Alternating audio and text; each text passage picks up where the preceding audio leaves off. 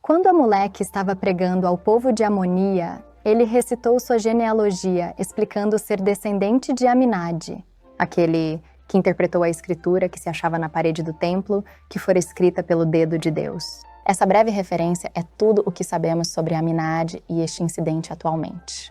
Fica claro que Amaleque esperava que seu público soubesse quem era Aminade e estivesse familiarizado com este evento específico. O livro de Mormon não dá qualquer outra informação sobre ele diretamente, como se Mormon também esperasse que soubéssemos quem ele é.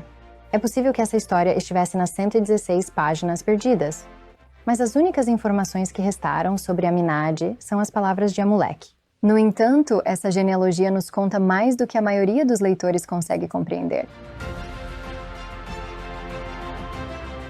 Vários fatores nos ajudam a saber mais sobre Aminade.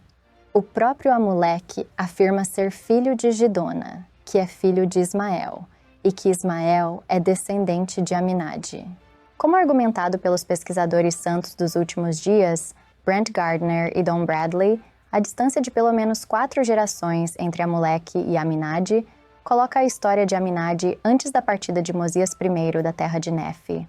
Assim, esse incidente teria ocorrido no templo na cidade de Nefe.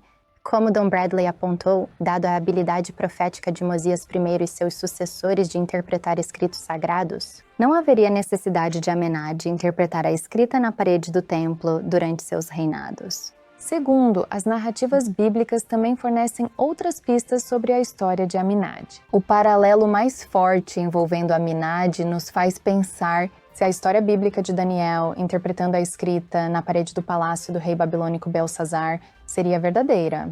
Segundo o texto bíblico, na mesma hora apareceram uns dedos de mão de homem e escreviam defronte do castiçal, na caiadura da parede do palácio real, e o rei via a parte da mão que estava escrevendo. Aterrorizado, o rei exigiu que a escrita fosse interpretada.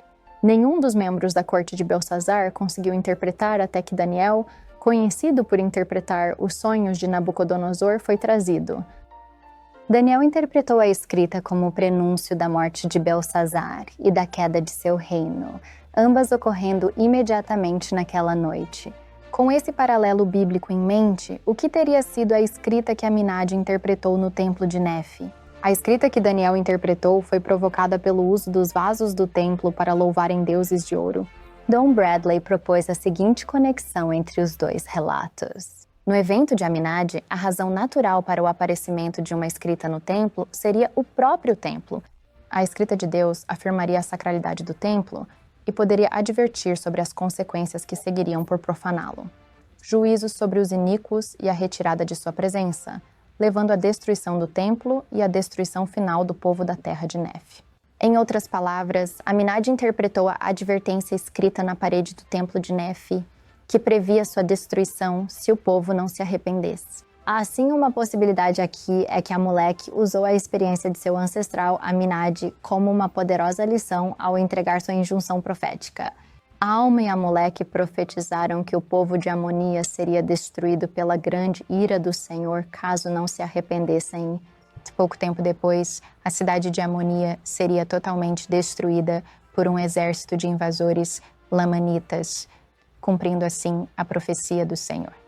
A própria audiência impenitente de Amaleque estava ciente do aviso de Aminade e de seu cumprimento na cidade de Nefe. Portanto, faria sentido que Amaleque lembraria ao povo da iníqua cidade de Amonia sobre seu antepassado Aminade e a mensagem do Senhor no templo. Para saber mais, leia o artigo No Why completo. Clique no link na descrição abaixo.